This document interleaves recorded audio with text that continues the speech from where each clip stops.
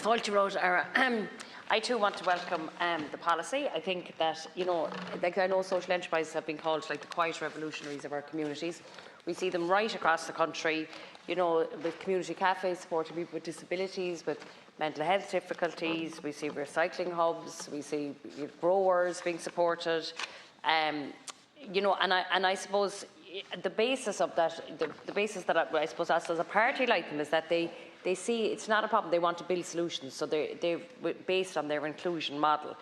And we see that, it's a start. This policy is absolutely a start, and there's a huge, the commitment to it is wonderful, and that it's a growing momentum right across Europe. The idea of a social enterprise model and policies is growing right across Europe. So, we need to encourage that. We should be, rather than being kind of following on, we should be leading it. So it's great to have this debate with Minister.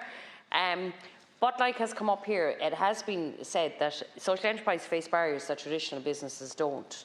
And they don't. They can operate.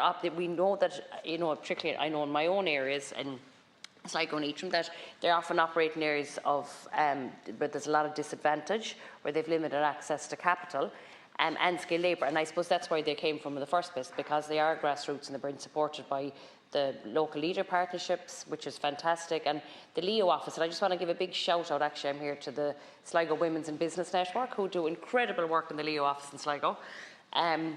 So I think, this has come up here as well, that we do need to have the actions that we'd like to see is that we need, dedicated funding streams and the multi-annual funding model, which allows for long-term planning. And this is often happens within the voluntary community sector as well, is that there's a lack.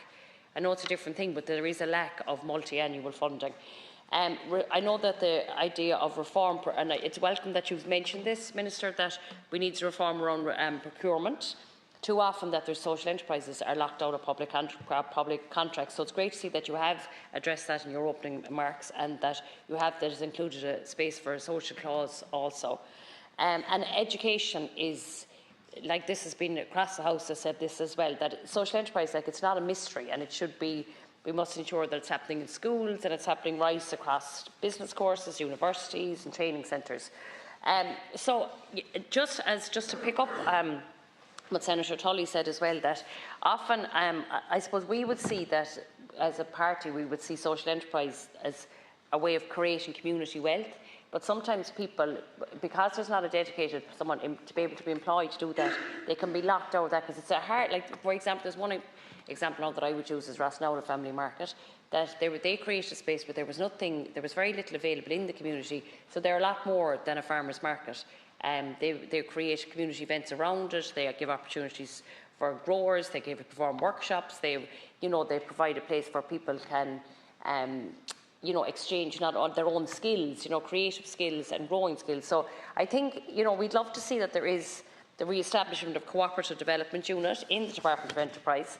And, I think as a party, we would love to see that the audit threshold for charities to be up to 500,000 and develop a national body for the sector. So thank you, Garmarga. 43% of our social enterprises are located in rural Ireland, where they should be. And we saw it, and you spoke about in Sligo, and you referenced, I didn't get the full name. Sligo, yeah, Swivin, thank you. And look what they do. Brilliant. As an example. Magnificent. And I'll happily visit with you and go up.